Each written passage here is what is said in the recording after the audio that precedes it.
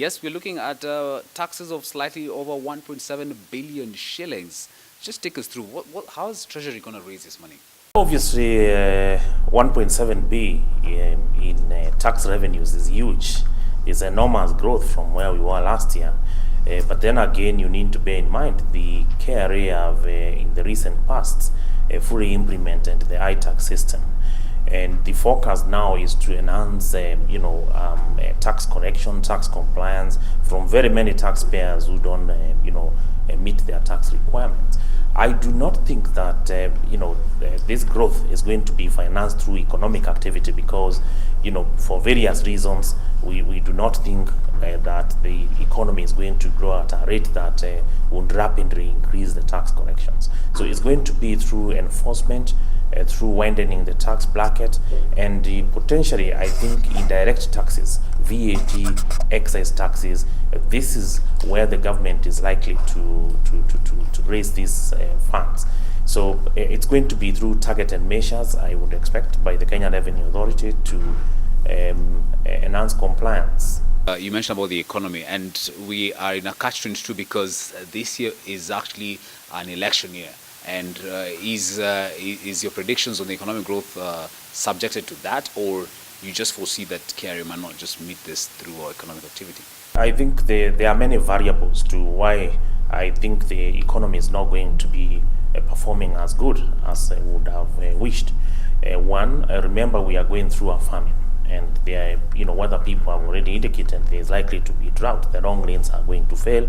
We are coming from failed short rains, so the famine is going to be probably even more excavated. So I think that this is one of the reasons.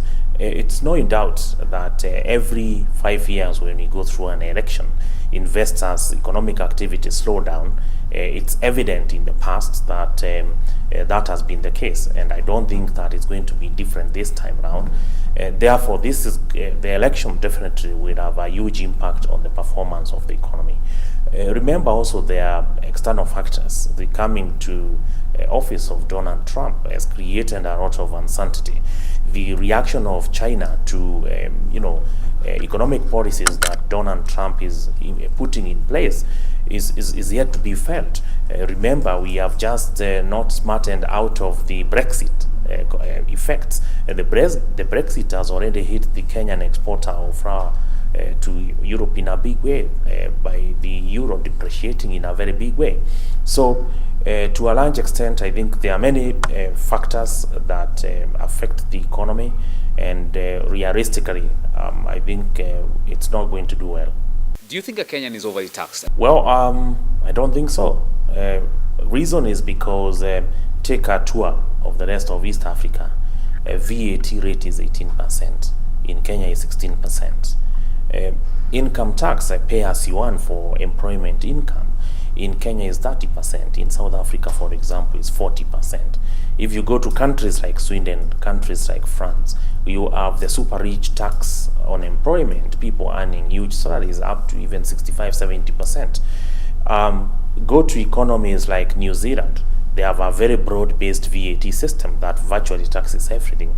In Kenya, we still, under the VAT regime, have exemptions and zero rating of certain basic commodities. So therefore, it would be wrong to say that Kenyans are overtaxed.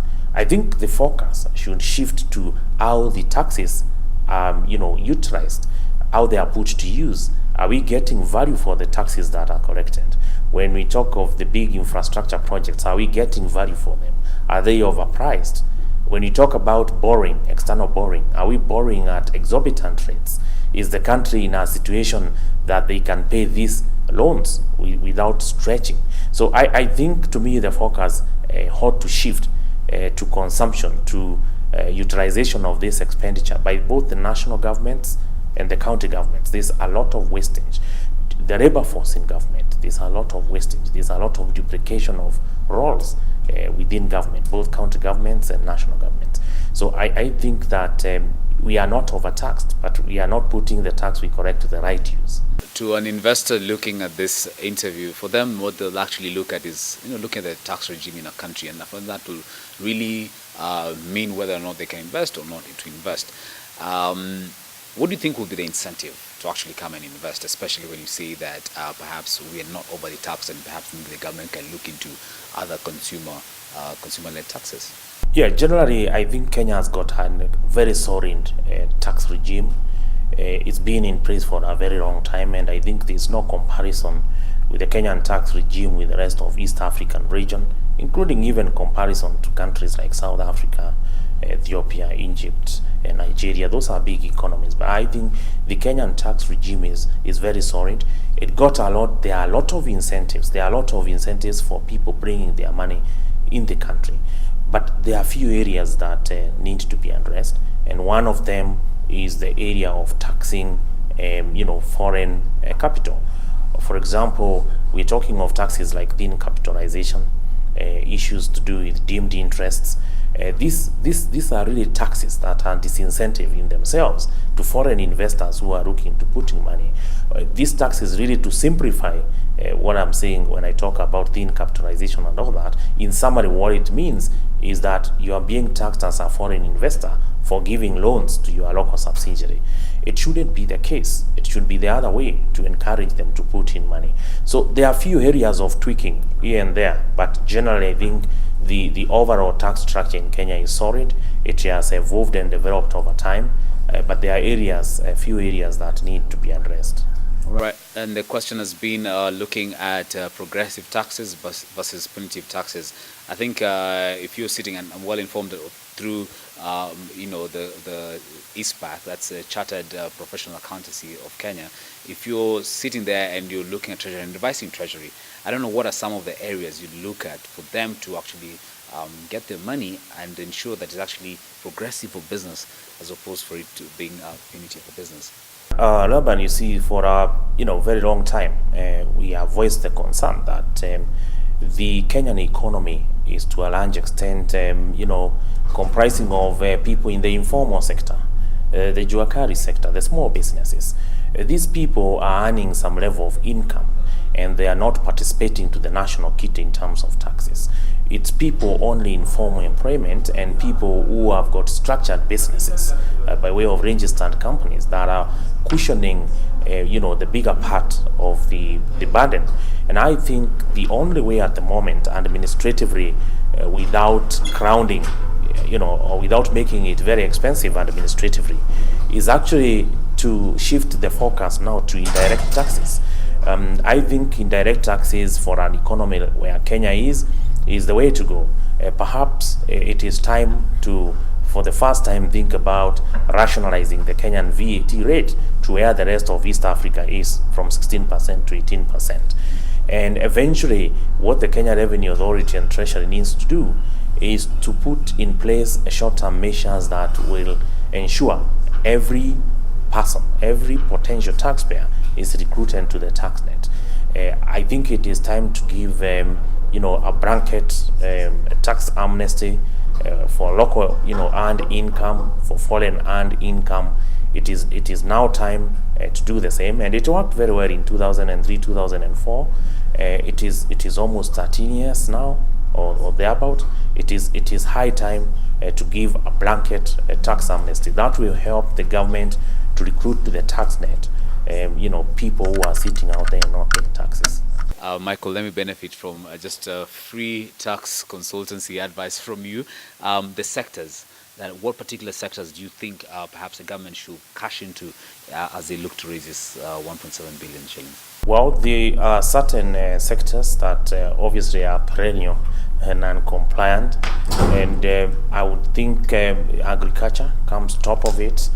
Many of them are doing it informally, but remember that agriculture is the backbone of this economy.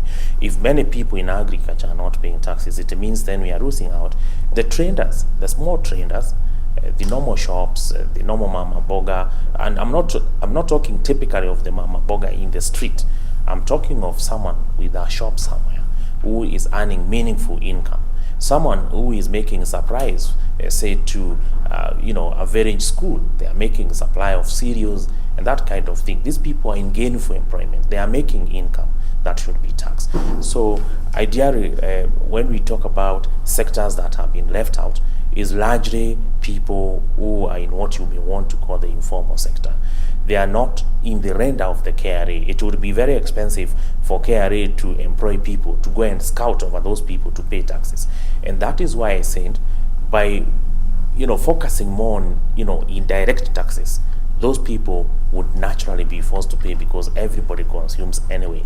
So that's really the way to get these people into the tax net without having to spend so much to police them to pay these taxes.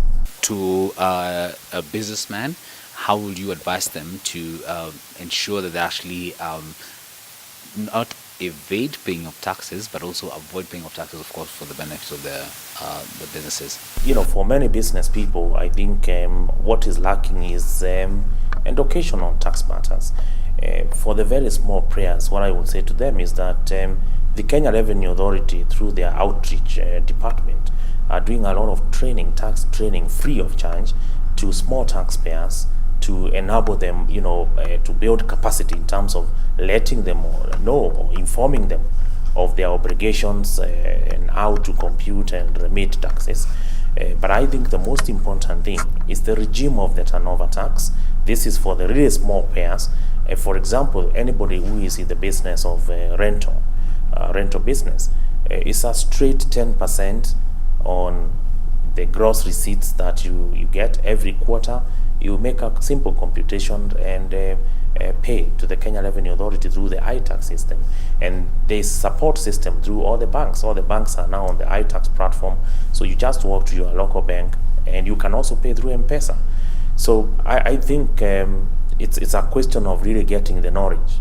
And there's many places that the small traders, the small business people can get this information and knowledge from. To a businessman, how would you advise them to ensure that they actually not evade paying of taxes, but also avoid paying of taxes, of course, for the benefit of the businesses? Yeah, I think fundamentally this budget is, I would say, the CS Treasury is in a catch-22. For simple reasons that there are certain expenditures he cannot do away with. We have an election that takes quite a bit.